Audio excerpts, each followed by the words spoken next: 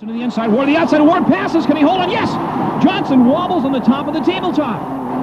I'm not sure Bale's going to have anything for him here. Bradshaw can taste blood. Bale is for number one, the Knack-Knack Kid, Showtime, whatever you want to call him, Jeremy McGrath on his way to...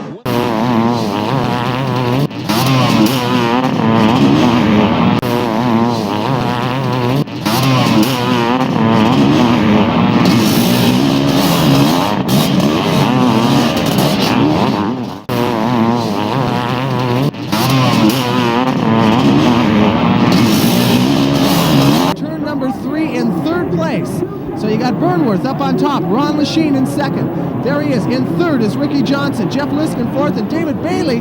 Bailey, I haven't seen at all in the top five.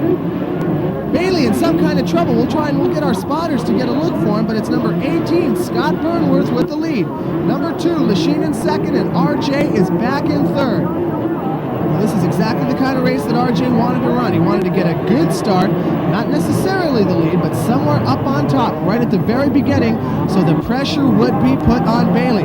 We're still looking for Bailey is in dead last. At the end of the first lap, David taken out a little bit earlier. Burnworth went down, or I should say went out when Ricky Johnson went by him, so RJ in the lead, Lechien in second place. Jeff Leake is still running in third, and Jeff, I tell you, Jeff has had himself a real good season here.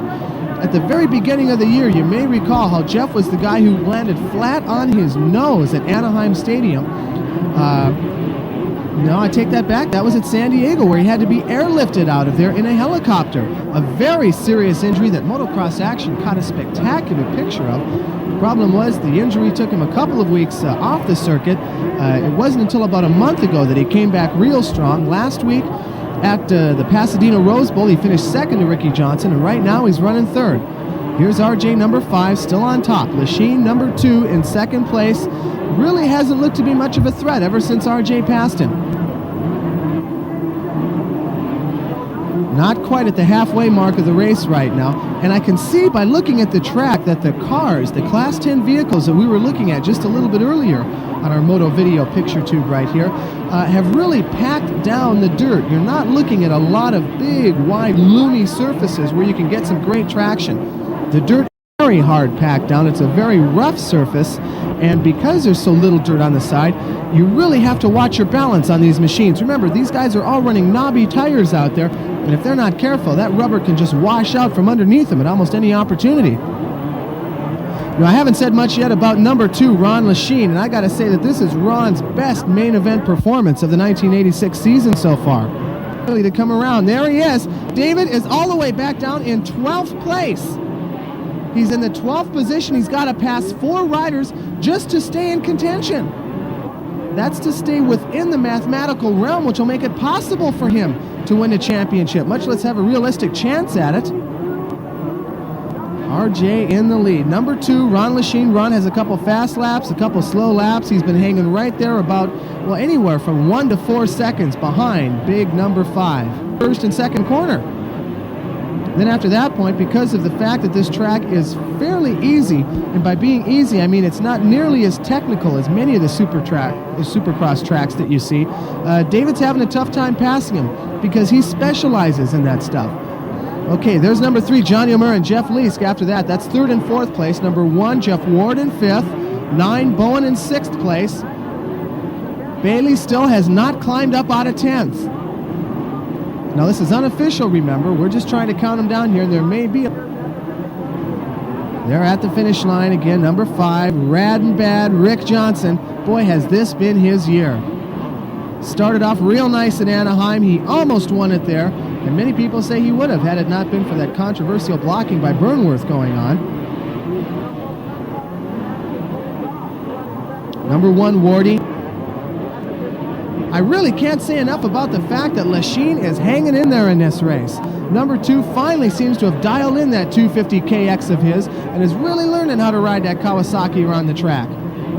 It's becoming more champion of the 250cc outdoor class in 1984. Carried that plate all through the 1985 season. Here in 1986, of course, big number 5 on his bike. Now there's another look at David Bailey. Bailey, number 6, has worked his way up into 9th place. he still has got to finish at least in 8th. Otherwise, Bailey will be mathematically eliminated from any chance of taking the 1986 Supercross Championship. 25 points is the amount. Oh, look at that! Bailey goes ahead and kills his engine in the sandpit. Oh, what a terrible break. That is going to throw his last chance completely out the window. Well, the refrigerator door's shut, the lights out, and you may as well take it on home, Sailor, because I don't see how he is going to have any chance at all of moving up into a position to challenge Ricky Johnson here at Tempe, Arizona. Apparently is going to be the end of him here for the 1986 season. He'll still be at the Los Angeles Coliseum for the final round, but he won't be able to contend for the number 1 plate. It looks like he'll have to settle for number 2. Now, I don't believe Ricky Johnson knows all this yet. Remember, Ricky can't count back 8, 9 positions during a race. As a matter of fact, he probably isn't even thinking about that at all. He's just figuring that David's back there in 4th, 5th, or 6th someplace. So we ought to have one real surprised puppy right after the checkered flag goes off right here.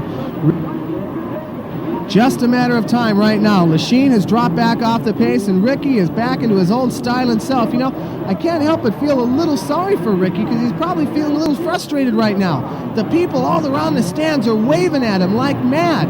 And Ricky doesn't really have any towering jumps where he can show off that rad and bad style that he enjoys so much.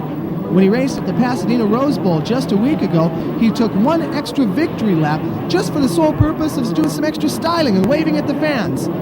Here's David Bailey, number 6, again trying just as hard as he can to get back into the race, but with only about 2 laps left to go, time has all but run out for the former 2-time Grand National Champion, at least for the 1986 Supercross season it has. What a tough series of breaks for David Bailey. And on the other side of the coin, what a great series of events for the newest member of Team Honda, Ricky Johnson. At the beginning of the year, he took 2nd at Anaheim to Bailey. The next race out at Houston, he would have won, but ended up finishing in 3rd place. Then he went down to San Diego and won for the first time ever in front of the home crowd. In Seattle, he took a 2nd to Jeff Ward and then won the very next day on Sunday. The white flag is out. 1 lap left to go before Ricky Johnson is crowned the 1986 AMA Nippon Denso Supercross champion. Friends, the people in the stands are standing up and going wild right now. They can count back and see just how far Bailey is. Ricky Johnson still apparently unaware of the title that's going to be given to him as soon as he crosses that finish line and as soon as David Bailey finishes 9 positions back.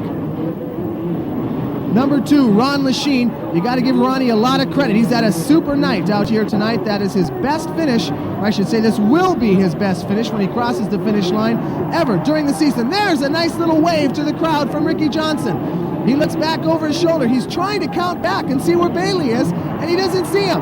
The checkered flag is out. Ricky Johnson with the win. And as far as 2nd place goes, it should be Ron Lechien coming across the